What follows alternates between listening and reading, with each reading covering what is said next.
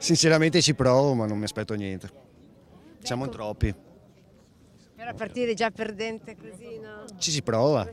Se mai si gioca, mai si vince. Siamo solo un piccolo esercito di persone disoccupate che tentano la fortuna. Ecco, stanno entrando gli aspiranti netturbini.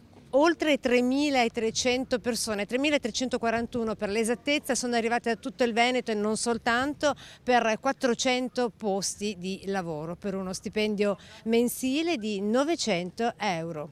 Il palazzetto Taliercio di Mestre è letteralmente preso d'assalto dalla carica degli aspiranti netturbini, con scene da guerriglia urbana al parcheggio, dove con l'imbuto di auto in coda, formatosi in uscita, c'è chi cerca di sviare in contromano, addirittura salendo sopra il marciapiede, mentre Gino Panino, indifferente, continua a rifocillare gli esaminandi.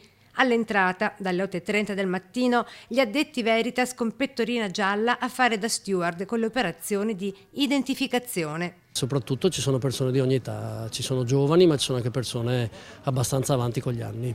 È la carica degli oltre 1.000 esaminandi dai 40 ai 49 anni, 657 gli over 50, vale a dire appena un centinaio in meno dei giovani dai 19 ai 29 anni. Il concorso andrà a coprire tutta la provincia di Venezia, Mogliano compresa, sia per il tempo indeterminato che determinato, specie d'estate e lungo il litorale. Perché sono legati e al numero di persone che vanno in pensione, anche con quota 100, e soprattutto alla necessità che abbiamo d'estate di rinforzare i servizi a causa appunto del turismo. Dentro, foglie e penne in mano, si risponde alle 30 domande più 2 di riserva. Il mega orologio centrale scandisce il minuto a disposizione per ogni singola risposta. Per essere ammessi al concorso bastava la terza media. Tra loro tantissimi diplomati, più di 1.500, molti i laureati, 160, tanti gli over 60, più di 37.